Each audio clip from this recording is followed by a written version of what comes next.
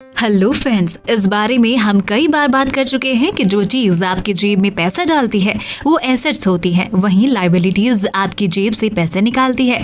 Assets आपको income generate करने में मदद करती है और फाइनेंशियली स्ट्रांग बनाती है, जबकि लायबिलिटीज आपको फाइनेंशियली कमजोर करती है। चाहे कंपनी हो या इंसान, उसकी एसेट्स हमेशा लायबिलिटीज से ज्यादा होनी चाहिए। लायबिलिटीज के ज्यादा होने से कंपनियां बंद भी हो जाती हैं, क्योंकि वे अपनी डे टू डे खर्चे संभाल नहीं पाता है। इसी तरह अगर कोई व्यक्ति अपनी लायबिलिटीज बढ़ता रहता है तो वो भी कंगाल हो जाता है। एसेट्स आपको प्रेजेंट में या फ्यूचर में इकोनॉमिक बेनिफिट पहुंचाती है। ये आपके लिए या कंपनी के लिए फायदेमंद होती है। जैसे अगर आपके पास से किसी ने लोन लिया है तो वो भी एक एसेट है, क्योंकि आपको उससे इंटरेस्ट मिलेगा और आपकी इनकम बढ़ेगी। जब भी आप कुछ खरीदेंगे तो देखिए कि आपको उस चीज से इकोनॉमिकली कोई फायदा हो रहा है या फिर नहीं। अगर फायदा हो रहा है तो वो एक एसेट है, और अगर वो चीज आपकी जेब से पैसे निकाल रही है तो वो लायबिलिटीज है। दोस्तों, इस वीडियो में मैं बात कर रही हूँ ऑथर डेविड बाक की best seller book the automatic millionaire की। इस बुक पर ये दूसरा वीडियो है। अगर आपने पहले वाला वीडियो नहीं देखा है तो पहले वो देख ले। उस वीडियो का लिंक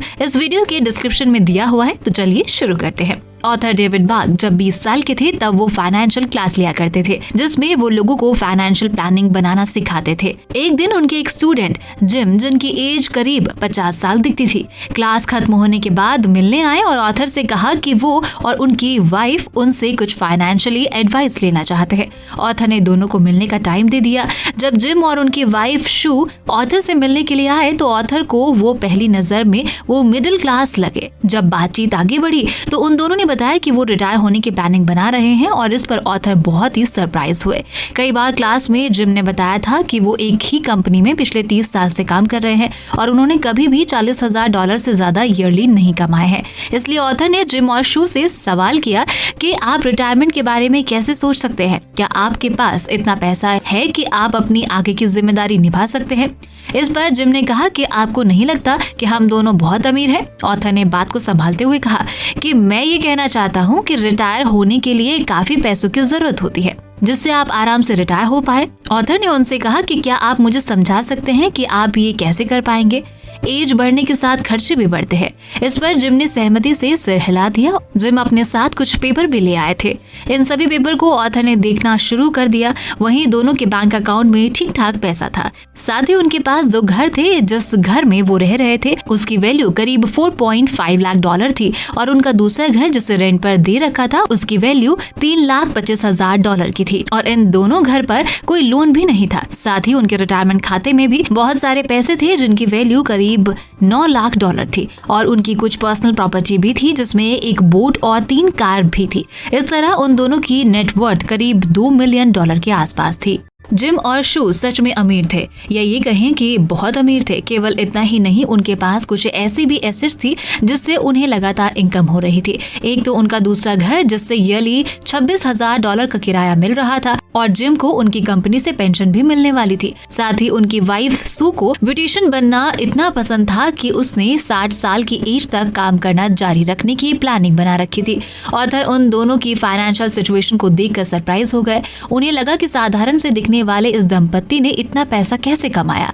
यहाँ तक ऑथर उस टाइम उनसे ज्यादा पैसे कमा रहे थे, लेकिन उनकी फाइनेंशियल सिचुएशन अच्छी नहीं थी। ऑथर ने कई बार पैसे बचाने और बजट पर चलने की कोशिश की, लेकिन वो हर बार इसमें फेल रहे।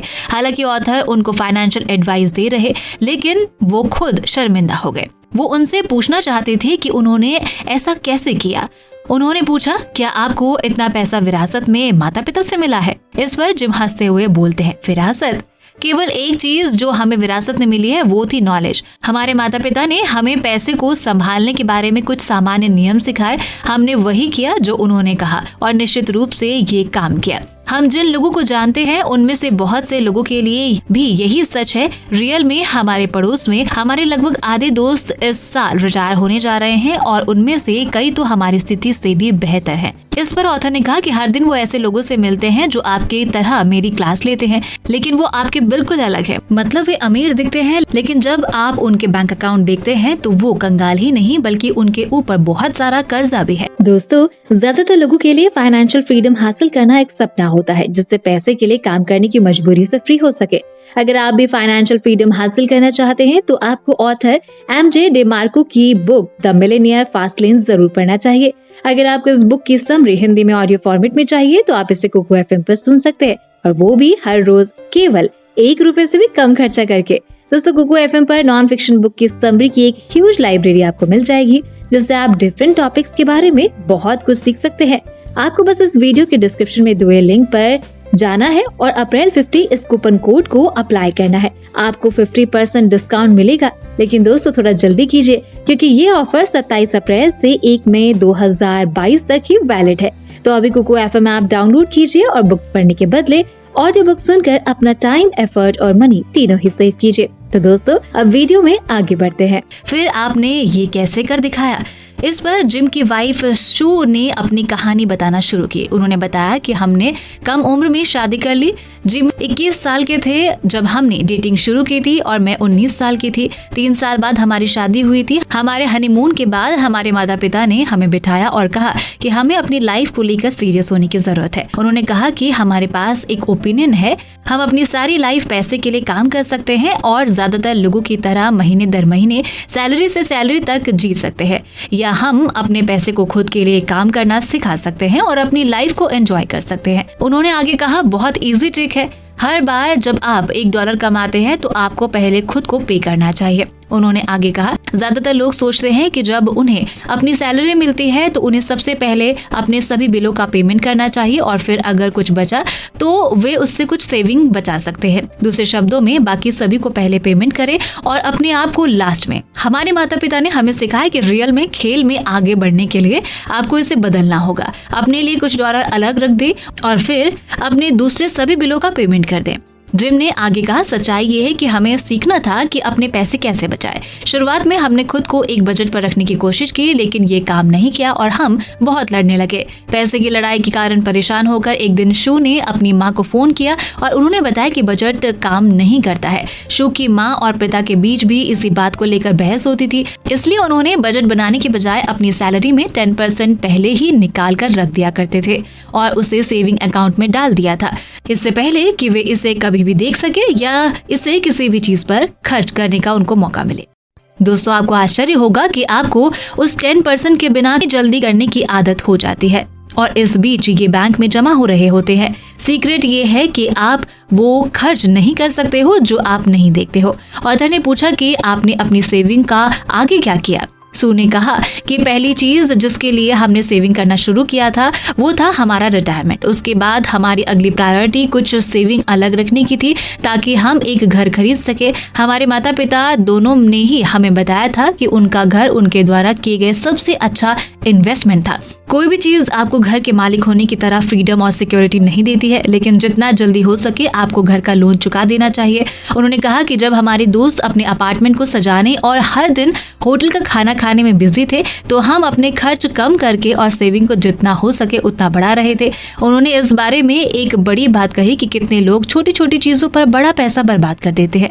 दोस्तों, आपके पास खर्च करने की छोटी छोटी आदतें हैं जिनके बिना आप शायद बेहतर होंगे। जिम और शू के मामले में उन्होंने महसूस किया कि सिगरेट छोटी चीजों में से एक है। वो दोनों सिगरेट पर बहुत ज्यादा पैसा खर्च कर रहे थे। दोनों एक दिन में लगभग 1 पैकेट पूरा कर देते थे और उनके माता पिता इससे काफी हद तक नफरत भी करते थे। उनके पेरेंट्स ने बताया कि अगर वो सिगरेट पर पैसा बर्बाद करना बंद कर देते हैं तो वो शायद घर का डाउन पेमेंट करने के लिए 2 साल में पर्याप्त बचत कर सकते हैं और इससे उनकी हेल्थ भी अच्छी रहेगी। अगर जिम और शू एक दिन में कुछ $, बचाते हैं तो अंततः अपना घर खरीद सकते हैं। दोस्तों, अगर हम किराए पर रहते हैं तो हम हमेशा गरीब रहेंगे, किसी और को अमीर बना देंगे। अगर हमने घर खरीदा तो हम अंततः खुद को अमीर बना लेंगे। ऑथर ने जब पूछा कि आपने 2 घर कैसे खरीदे तो उन्होंने बताया कि इसका भी एक सीक्रेट है। हमारे माता पिता ने एक ट्रिक सिखाई थी, बहुत काम की ट्रिक है।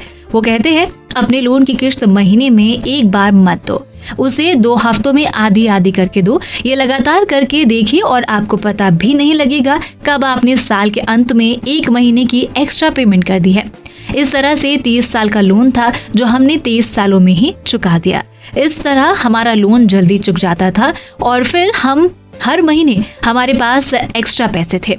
अब ये फैसला हमारा था कि इन पैसों को खर्च कर देना है या फिर बचाना है। तो फिर हमने एक और घर लेने की सोची, फिर टाइम से पहले लोन चुकता कर पाए, और फिर आप तो जानते हैं कि अब हमारे पास 2 घर है बिना किसी लोन से, और एक से तो किराया भी आ जाता है। एक और जरूरी बात जो हमारे माता पिता ने हमें सिखाई है कि कभी कोई चीज क्रेडिट पर मत लो। घर लेना अलग बात है, लेकिन उनका भी लोन जल्दी ही चुका दो, जैसा हमने किया। शो ने आगे कहा कि फिर 5 साल के बाद हमने जिम के लिए बोट भी ली, और हमने ये बोट सेकंड हैंड ली थी, लेकिन ये फैसला सही था। हमने अपनी कार भी सेकंड हैंड ही ली थी। हमने मैकेनिक से अच्छे से जांच करवाई और वो अच्छी चली। इसका हमें कोई पछतावा नहीं है। तो दोस्तों, इस सीरीज के अगले पार्ट में इसी स्टोरी को पूरा करेंगे। बाकी की बातें टू बी कंटिन्यूड। ये बातें मैंने आपको द ऑटोमेटिक मिलियनेयर बुक से बताई है, जो डिटेल में सिखाती है कि हम अपने पैसे को कैसे मैनेज कर सकते हैं, वो भी लाइफ को एंजॉय करके। सो आप ये सारी बातें सीखना चाहते हैं तो डिस्क्रिप्शन में जाकर बुक खरीद सकते हो, और अगर आप इसी बुक पर अगला पार्ट देखना चाहते हो तो मुझे कमेंट करके जरूर बताएं।